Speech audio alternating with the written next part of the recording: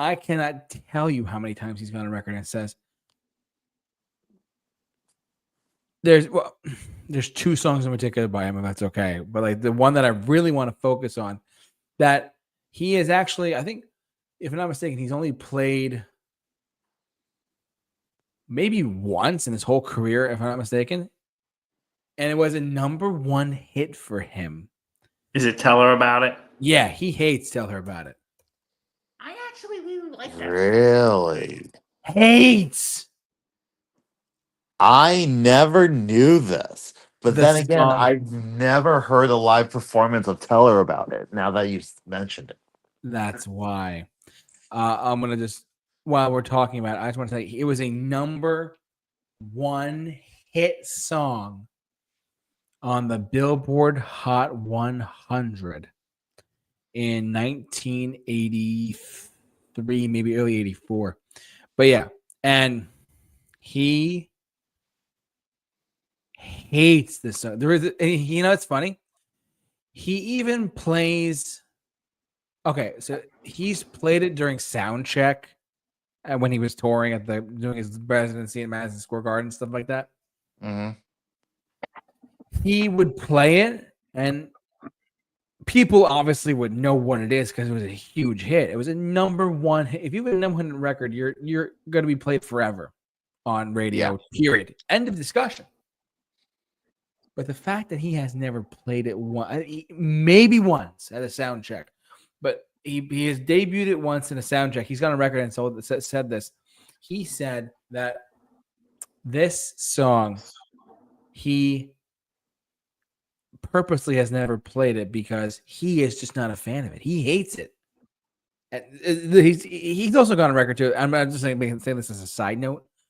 He's actually said on record that he could throw away about 20% of his material and just forget about it, that it never existed.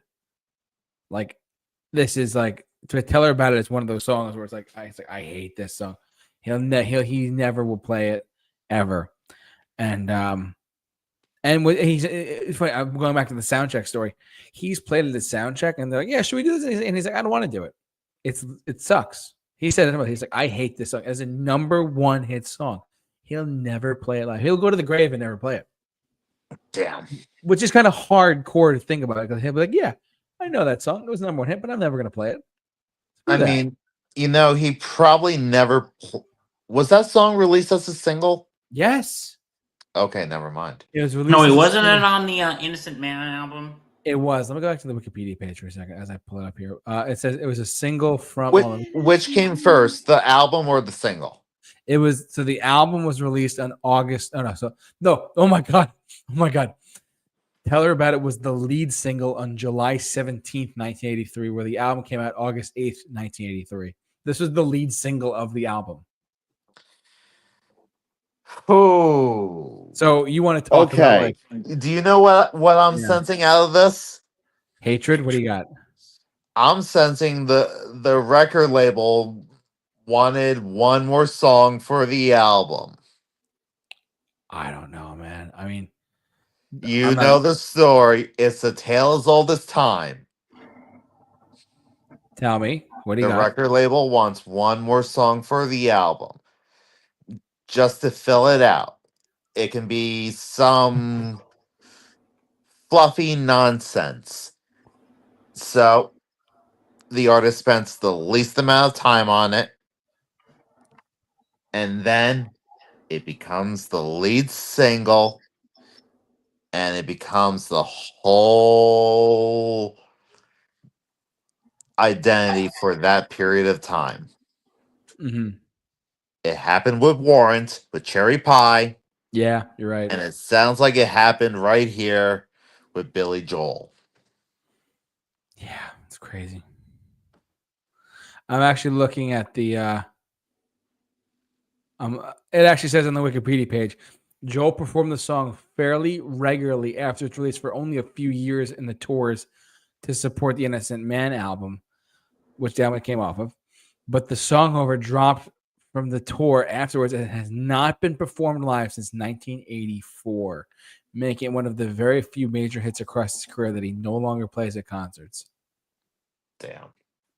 Damn. Believe it or not, the other one is Just the Way You Are. He hates that song too, but that's for personal reasons on his part. So Really? yeah, that's a story for another time. But I can tell you Okay. that. Yeah, I thought you were gonna bring up either Piano Man or We Didn't Start the Fire. No, and Piano Man wasn't even number one hit. Piano Man like reached like the teens of the 20s on the Hot 100. And We Didn't Start the Fire was the last number one of the 1980s. So figure that one out too. But no, he actually he musically he doesn't like We Didn't Start the Fire, but he likes the message of it. But tell her about it. Like, come on, fun. I pop kind of like the lyrics, though. exactly. I I'm don't know. sorry, I can't take him seriously after that. No, don't. But The laziest lyrics in the history of pop. Really? Which one? We Didn't Start We the Fire. didn't start the fire. Harry Truman, Doris Day. Except for the chorus. I don't know. But tell her about it. He has, no. He'll never do this one again. It was a number one hit. Oh, we're going to see Billy Joel. Can't wait to hear. Tell her about it. Lies. You're not going to hear it live.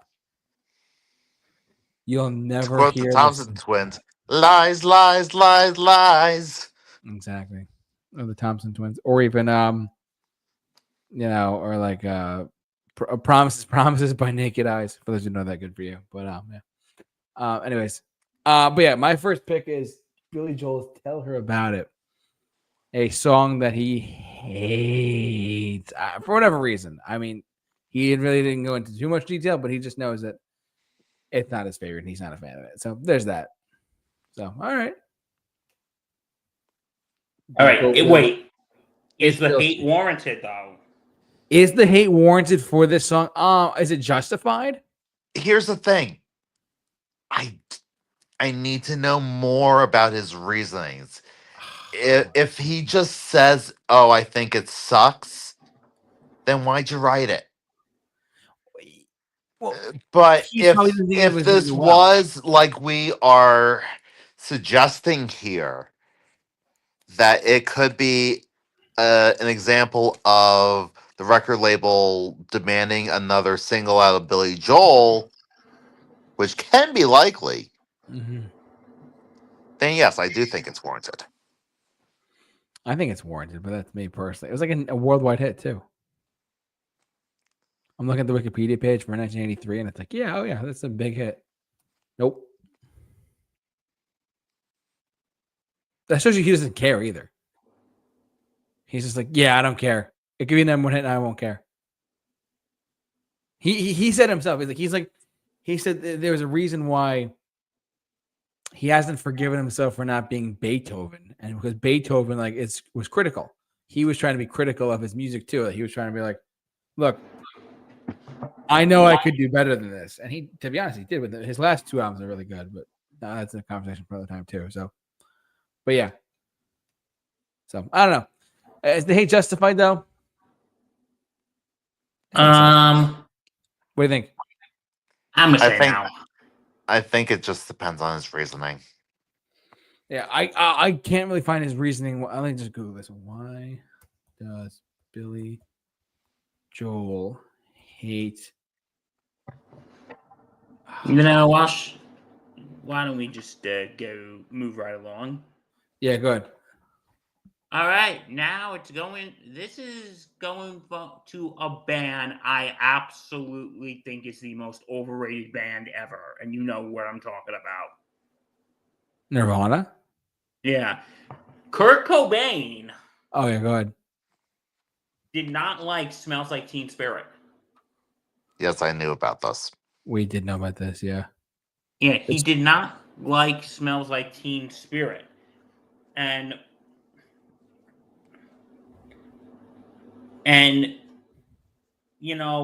because everyone has... Okay, Cobain said in an interview with Rolling Stone, quote, everyone has focused on that song so much. The reason it gets such a big reaction is people have seen it on MTV a million times. It's been pounded in their brains, but I think there are so many other songs that I've written that are as good, if not better than that song. Come As You Are is one of them. Now, I do like Come As You Are. That's actually one of the very few Nirvana songs I actually like. He offered up the often overshadowed Drain You as an example because he continued with, but I can barely, especially on a bad night like tonight, get through Teen Spirit. I literally want to throw my guitar down and walk away. I can't pretend to have a good time playing it. Yeah, so I knew this too. Kurt Cobain did not like Smells Like Teen Spirit. Kurt Cobain didn't like being popular. Kurt Cobain wanted to be the John Lennon of his generation. Well, how did he want to be the John Lennon of his generation? I mean, people. That's a really long answer. I'm sorry. Okay, is there a short version? The Cliff Notes version is that people in the 90s or in the early 90s who grew up with Nirvana and Pearl Jam and all them, and the grunge movement and stuff like that after hair metal kind of petered off and died. Grunge and Nirvana specifically, he was probably the closest thing that their generation had to what the people in the 70s had with John Lennon, like just an idol, someone that wrote from the heart, wrote from their soul, and made music and didn't really play by the rules. Does that make sense? Yeah, kind of. Because I also remember, I think what Justin said best, he hated the fact he was becoming popular. Because listen, regardless of my feelings about Nirvana, and if you guys have been watching this show for a while, you know my feelings on Nirvana. But I can't fight that they've changed music. For better or worse. For better or worse, they changed music. Like this, like when Nevermind got released and it got to number one, who did it knock off? Michael Jackson. Michael Jackson's Dangerous. He knocked off Michael Jackson's Dangerous. Like this little known band from Seattle knocked off the quote King unquote of Pop. King of Pop, exactly. Which is in today's terms, that's a really huge thing. If that happened today, that'd be like that's like Chapel Roan taking down Lady Gaga. Not even. That's Maybe like, even more obscure. That's like no.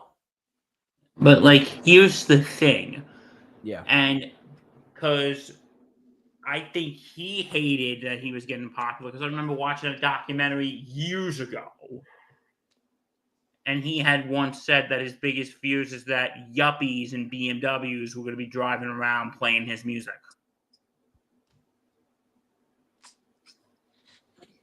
Yep. Yeah.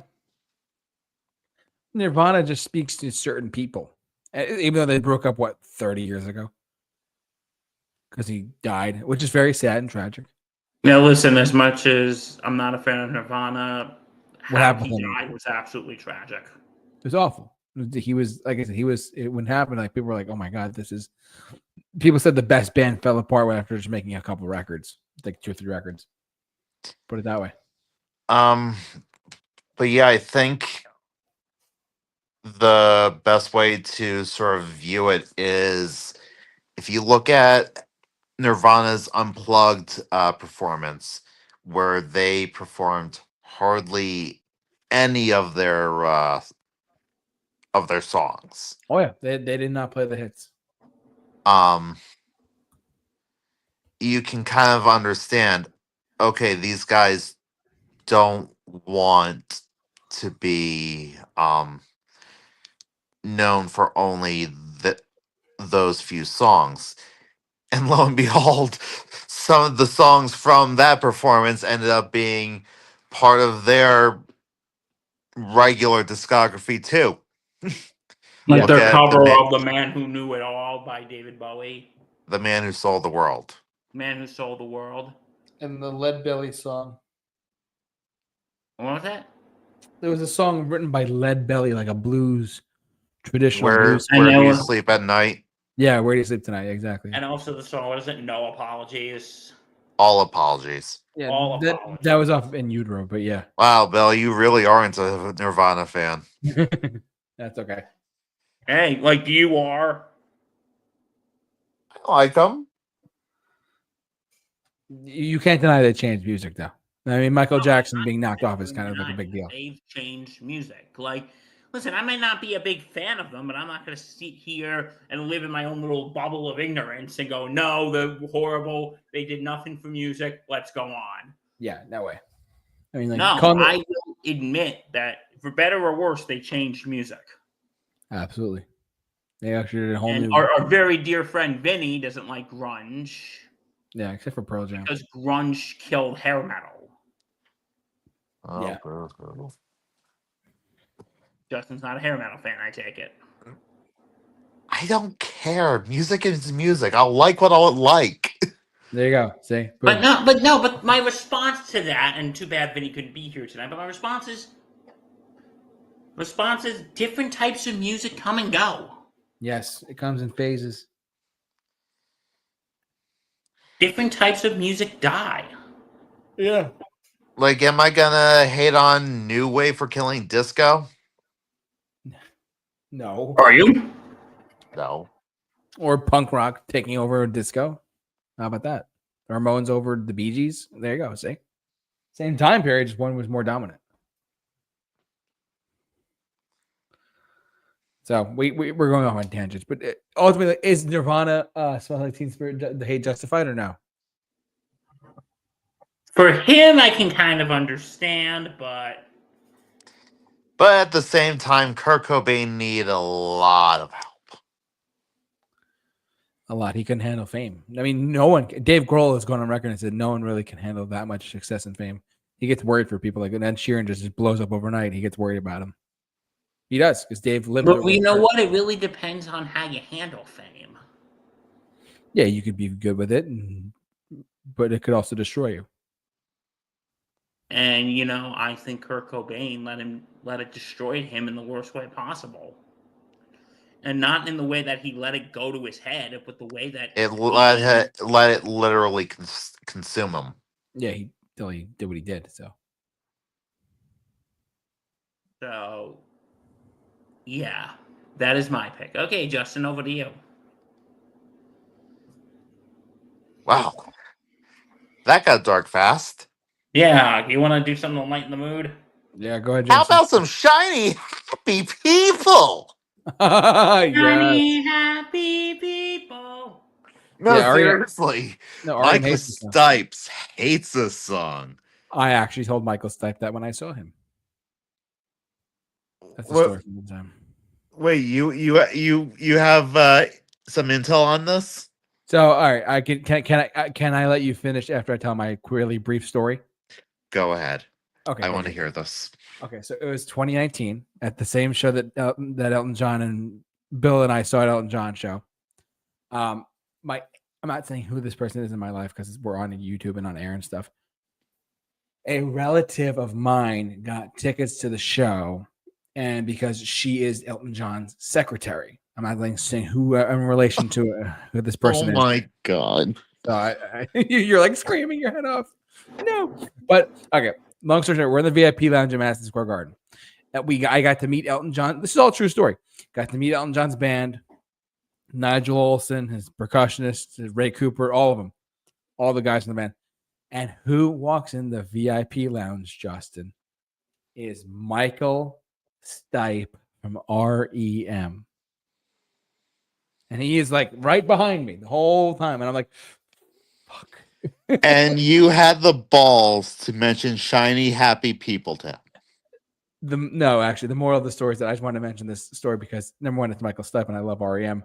But besides the point, though, REM, I could not talk to Michael because my aunt did not. My mother's relative. Damn it, I just said it. My relative did not know. Dude, that horse is out of the barn now. Damn it, son of a damn it.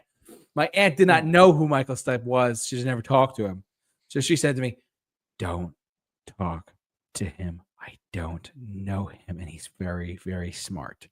I said, "Okay, I won't." So no more. He's just talking about the stock market right behind me. We're in Madison Square Garden, New York City, and he's like, "Yeah." I'm like, "Oh my!" I'm surprised that he's talking about the stock market and all. He just came to enjoy the show, and I'm like, "Oh my god!"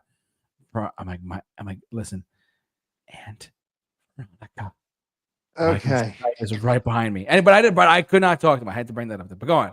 For Shiny Happy People, I know this story. But go on. So yeah. Um the two guys who wrote Shiny Happy People,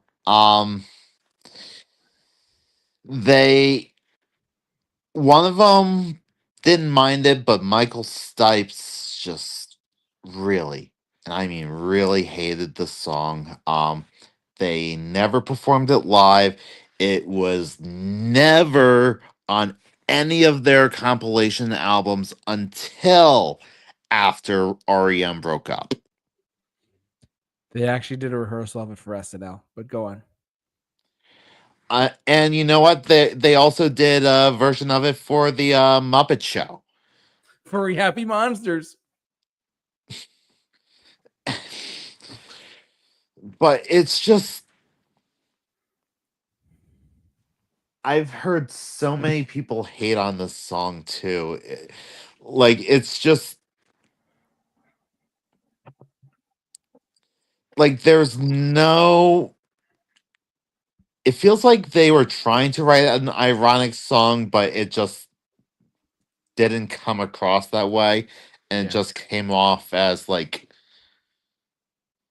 sickly sweet. And I guess It kind that's of what. sounds like a kid's song once you think about it. Why do you think the Muppets got their hands on it? Shiny happy people. Yeah, but I heard somewhere that Michael Stipe has lightened up on the song now, or does he still hate it? I don't know. Michael Stipe hasn't been in the news in a while. I think he deleted his Instagram account too. Well, I do know a couple years ago, and okay, disclaimer time. I'm not getting political here, but when he in 2016 when Bernie Sanders ran for president, when Bernie was having a rally at a college by me, and no, it wasn't the college I went to, and I have some friends who went, and Michael Stipe, who endorsed Bernie, actually did go speak at the rally. I love Michael Stipe, I swear. He's so cool. And my friends were like, oh, I just wish he'd play something. You want to bet they probably didn't even know who that guy was. They probably didn't know who he was. Not many people know who REM is, which is sad, but Yeah. But one of the best bands of all time. Okay, bottom.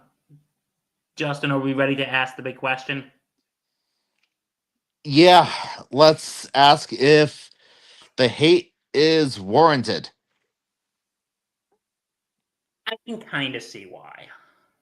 Yeah. I mean, it sounds like a song that is played at cult meetings. And you want to know something ironically?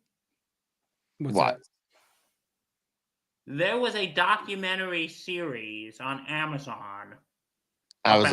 You know what? I was about to bring that up because it just popped in my head.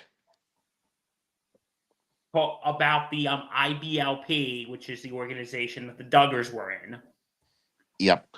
And there's a second season, but it's more about other cults in like the evangelical fundamentalist world. And the documentary series is called Shiny Happy People. Yeah.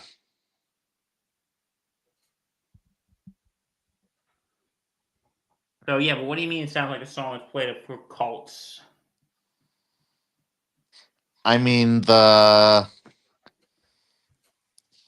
chorus is just a repetition of shiny happy people, oh, shiny happy people, oh. Just a repetition of shiny happy people. And then you have the flowery springtime string section. It's just sickly sweet. And you know why I could see them using the title for that series? Because that organization, the IBLP, they have they're not too fond on showing anger, and they're really big on just being joyful and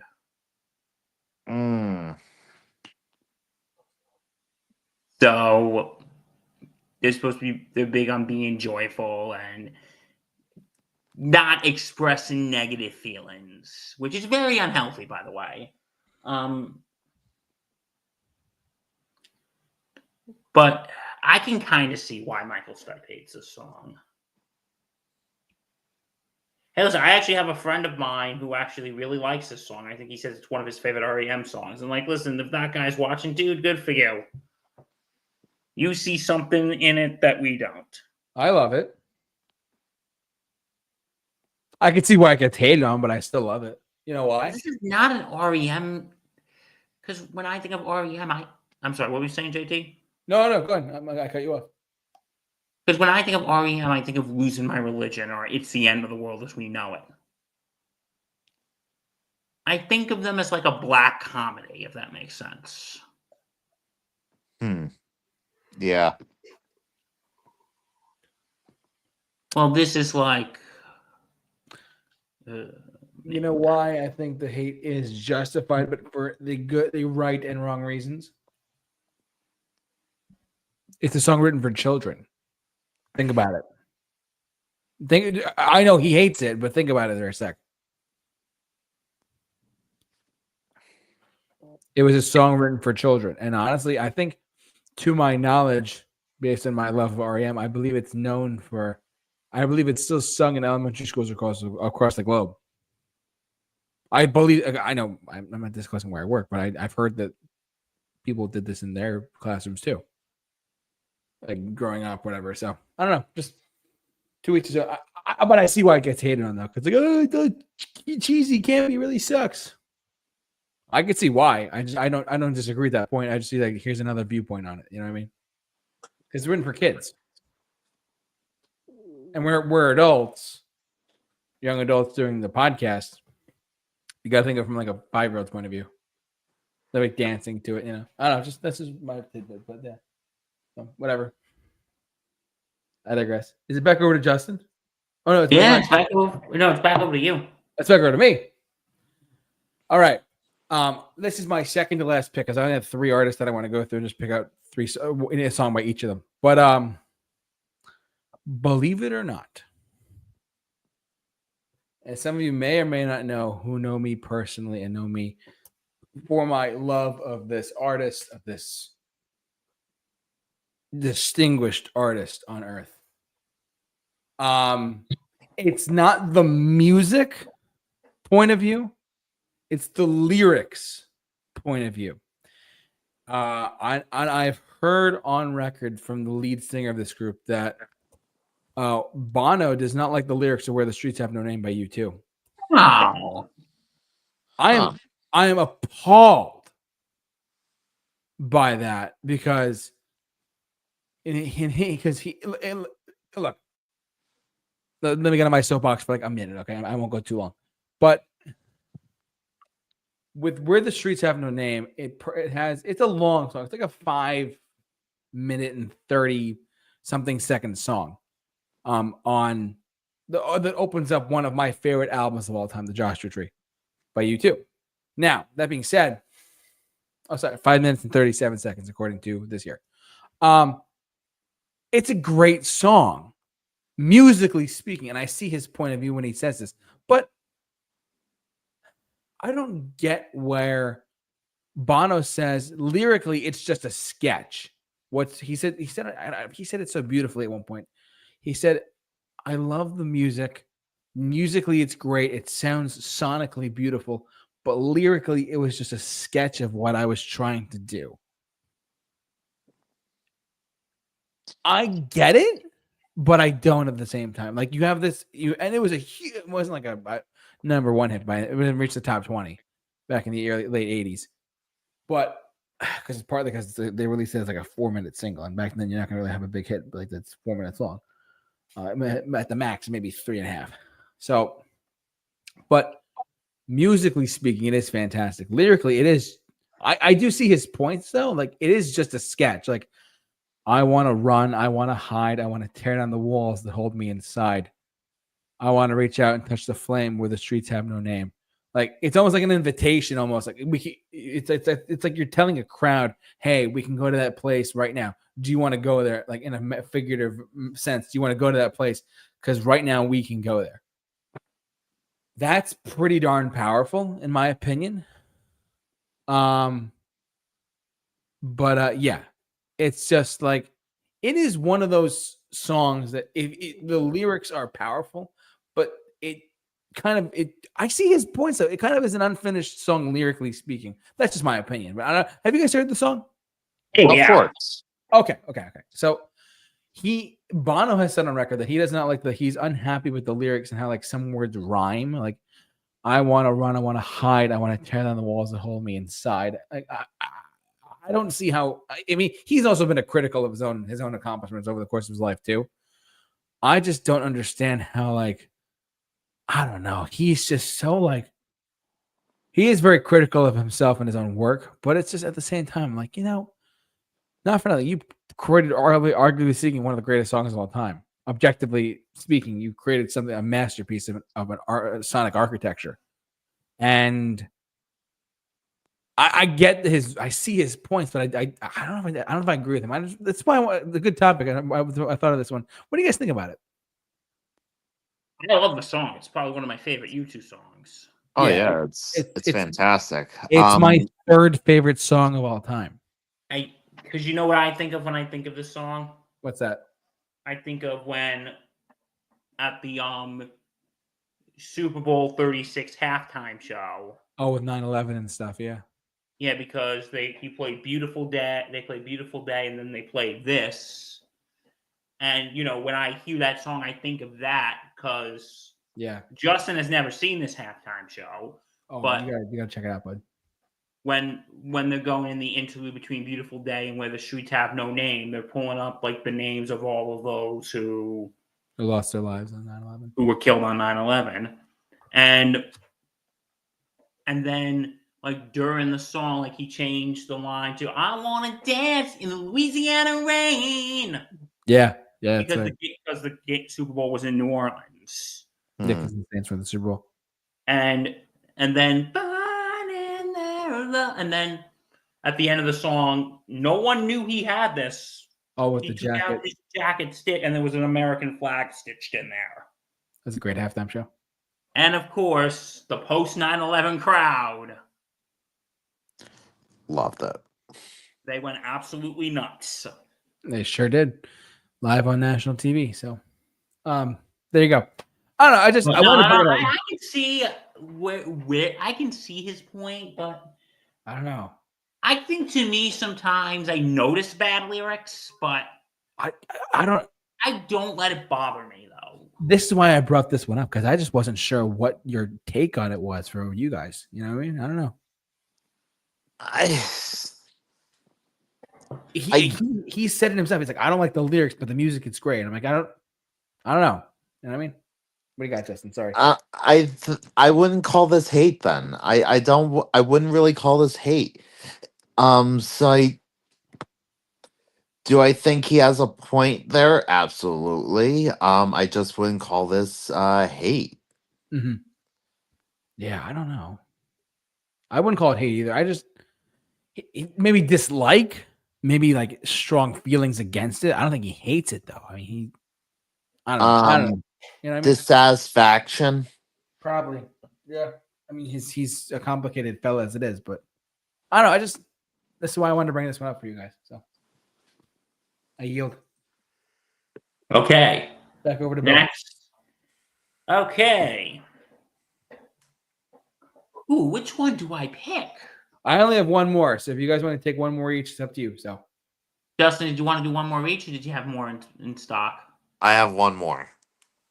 Okay, so I guess this will be my last one then. Sounds good. Go ahead. Okay.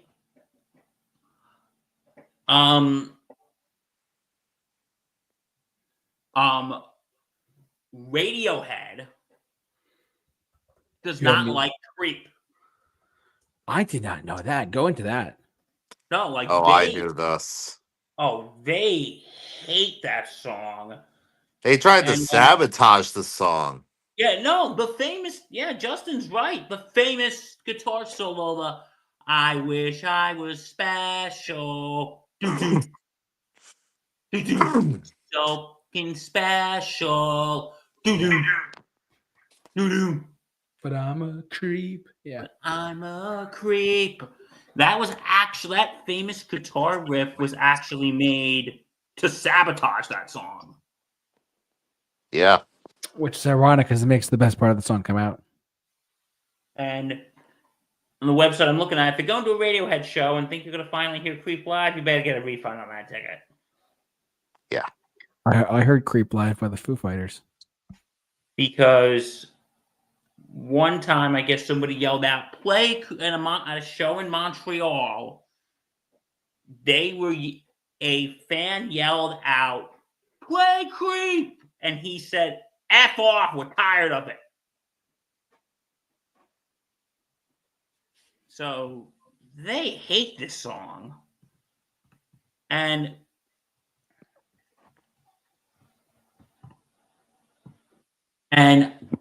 I don't know why they hate this song so much. I know they tried to sabotage it, but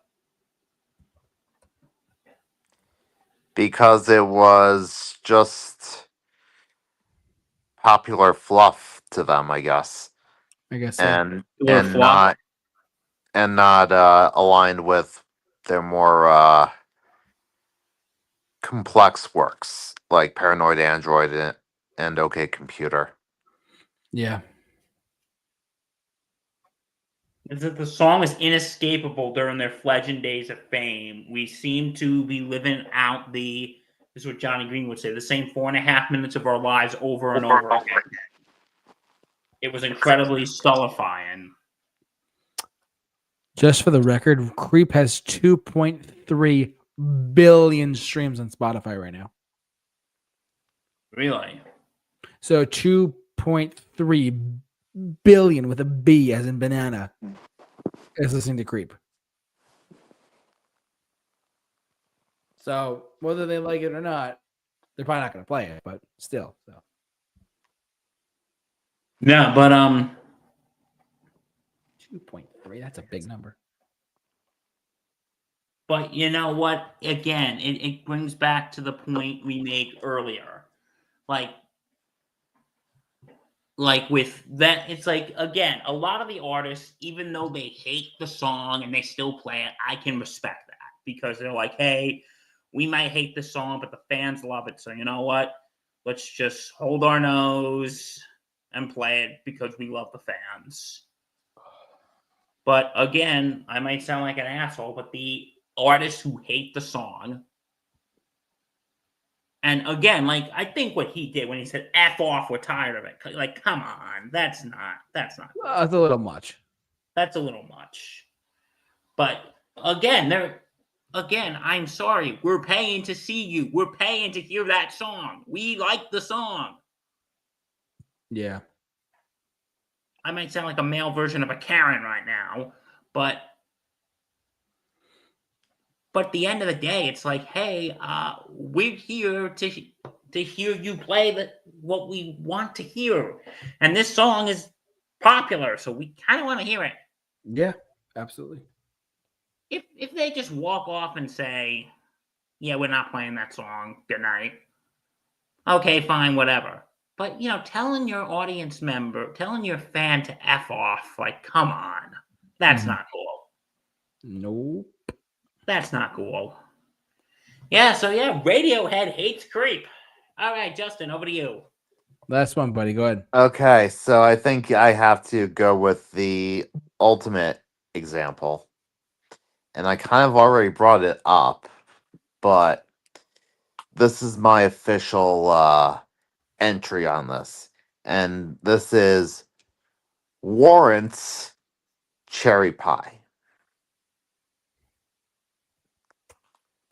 So towards the end of the 80s, there was a little band called Warrant. Mm-hmm.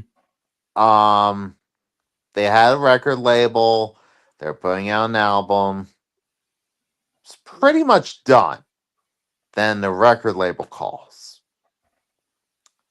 We want one more song on the album. We want a song about sex. So, Janie Lane writes Cherry Pie in the bathroom in 15 minutes. Submits it to the record label. All of a sudden, the album is now called Cherry Pie. The lead single is Cherry Pie. The band is essentially Cherry Pie. They can't escape Cherry Pie. They never really had another big hit besides Cherry Pie. I think the closest one was maybe Heaven. Mhm. Um and Cherry pie. and to Janie Lane's dying day, he really resented Cherry Pie because after Cherry Pie came out, grunge came in, they never stood a chance. Also, fun fact: you've seen the music video, have you? Of course I have. The girl in that music video, they ended up getting married, Yep. and then you know who she left him for? Oh gosh, I remember this. Who? Bret Michaels. Yep. Oof. The rumor is, I don't know how true this is. It might be. He wrote the song "Every Rose Has Its Thorn" was actually about the Cherry Pie girl. Damn. Yeah, that song was about her. I remember hearing that. I don't know how true it is, but I remember. I don't know if the dates line up exactly. Okay. No, because I remember hearing on VH1 that "Every Rose Has Its Thorn" was about her, Hmm.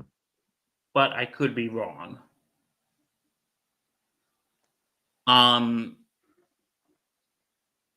yeah, and he said, I think Janie Lane said that every time he hears that song, he wants to blow his effing brains out. Well, he doesn't have to hear the song anymore. Oh yeah, he died a couple of years ago. Rest in peace. Yeah, Jenny Lane passed away from a drug overdose back in 2010. Um I remember I was watching That Metal Show, which was his last TV appearance. And they dedicated that show to him, and that was surreal. That was surreal. Hate And yeah, warranted. he looked awful. Hate warranted. Oh, if any band is warranted the hate for their own song, it's this. They take. Like I'm sorry. Go ahead, Justin. the studio the record label screwed them. I mean, royally screwed them. Turned what was supposed to be their debut album into the Cherry Pie Show, a song they had no plans of recording or creating until the very last minute. Thanks, record label.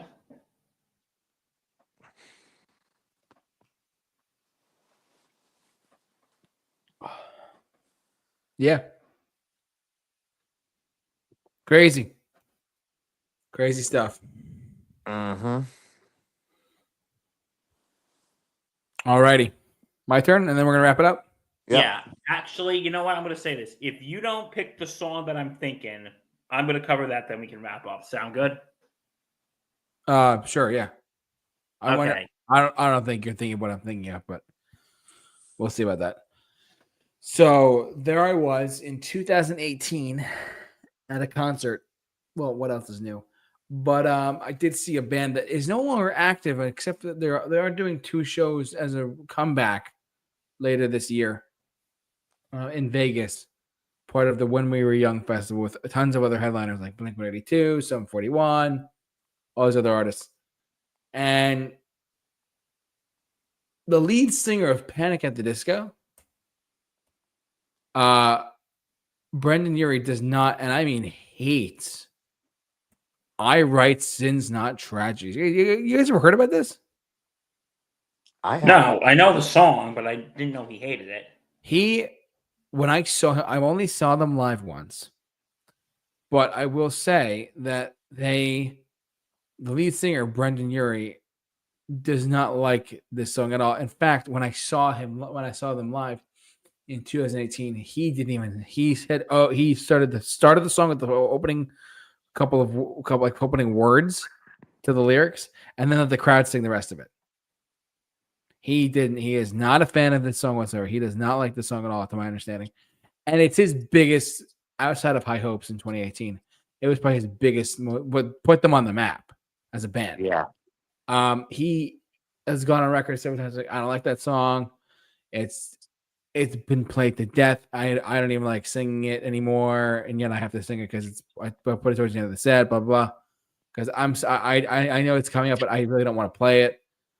And yeah, he is just not a fan of this at all. So when I saw him live, he did play, but he didn't sing. He did not sing. He had the entire crowd sing the whole thing.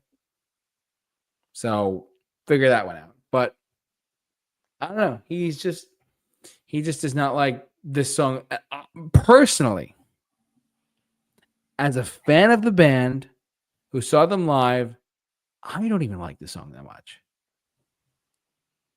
It's not my favorite Panic at the Disco song. It's not. It's probably my 20th or 30th favorite one.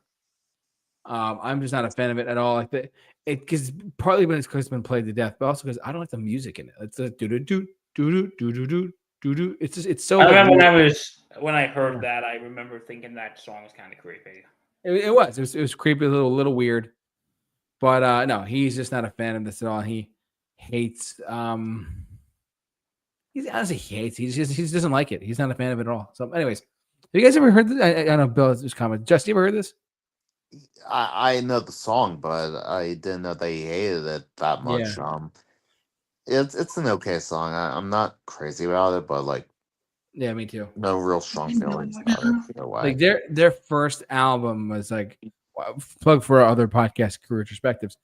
We did a whole discography breakdown of them, and this was probably the most punk rock album that they did on A Fever You Can't Sweat Out. But this song is just like it's like the single that got released when they got super airplayed back in the day.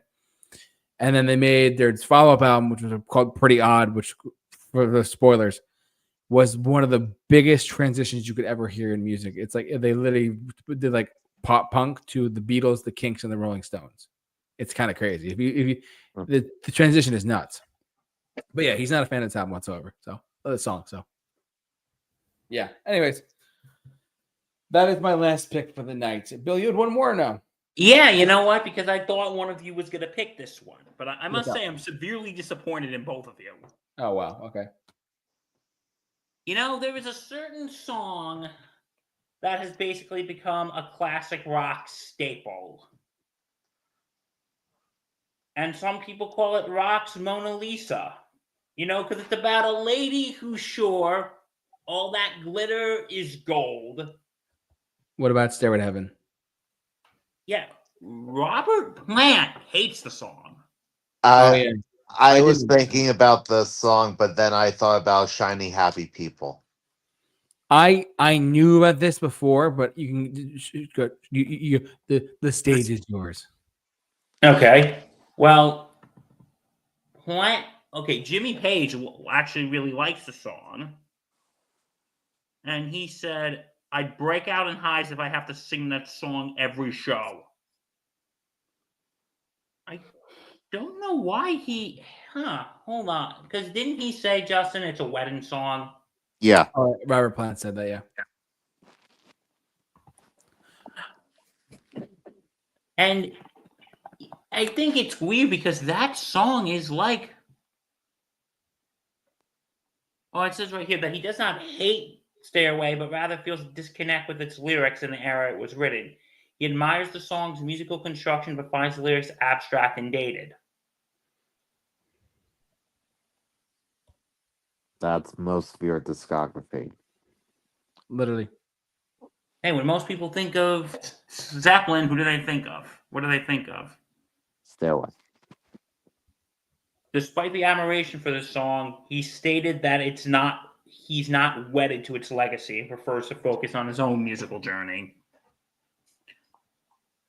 You know what? I'm gonna say this. I don't hate Stairway, but I do think it's overplayed.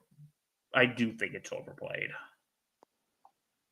think it's a fantastic song, but yeah, it's definitely overplayed. There's a reason why there are no Stairway signs at guitar stores. Doom, doom, doom, doom, doom, doom, doom, doom. Remember when we saw Foo Fighters, JT, and Dave Grohl was, does anybody need assistance? Do, do, do, do, do. There's a lady who's sure. And they all wanted him to just play it at that point. And he's like, I know the whole fucking song.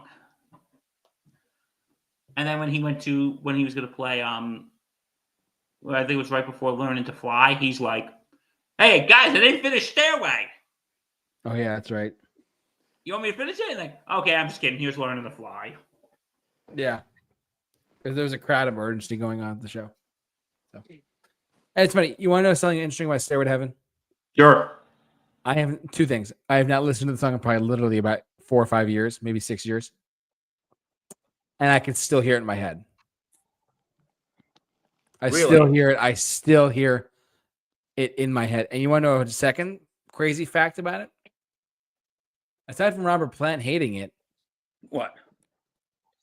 What's the you take a wild guess how many times this song has been played on classic rock radio stations since it came out? 1 million times. Think again. 2 million times. Literally about 5 million times. 5 million times this song has been, and I could hear the damn guitar riff in my head too. It's been played out so much. I don't hate Led Zeppelin, but I'm just played out on them so much. I just think that they could benefit by playing like the Hot Dog song instead of this. That's no diss to Led Zeppelin as a band or Stairway to Heaven as a general, but it's just, it's crazy. I hear the thing in my head right now as we're recording this. So I agree with you, Bill.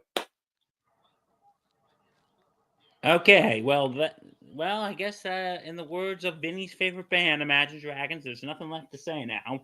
I guess there's nothing left to say now. We want to thank you for watching, listening, however you enjoy tonight. Thanks so much for tuning into our podcast. As always, Justin's about to fall asleep.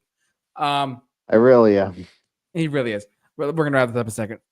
Bill, you have a sports something. I forgot. Sports Insanity podcast on the Sports Insanity Network. Check us out. We're on all platforms. Yes. Football season's coming up. Don't forget to check out all our NFL coverage. Especially our show, Thursday Night Gridiron. Mm-hmm. Coming back. Coming back, baby. This football season's about to be in full swing. Yeah, so, check us out. We're on all platforms. Awesome. And you can find us, again, we do the show on Wednesday nights EST here in the U.S. But if you want to tune into our weekly live show, that is strictly a live show on our YouTube channel, tune into Journey into Mystery Comic Club tomorrow night, Thursday, August 21st, for a Batman Year 1 Issue 3 recap, where all we do is discuss all things comic books in the world of DC, Marvel, etc. But Justin is the host of that show, and he loves doing it. So he's about to fall asleep in real life. So we're going to wrap this up now. Thanks so much for watching. And for guys, don't forget to like, comment, subscribe, hit the bell for notifications. Don't forget to follow us on our social media pages as well, Instagram and Facebook, simply at The Super Review Show. But for all of you us here at The Super Review Show, please out there, stay safe, take care, and be awesome. Be awesome.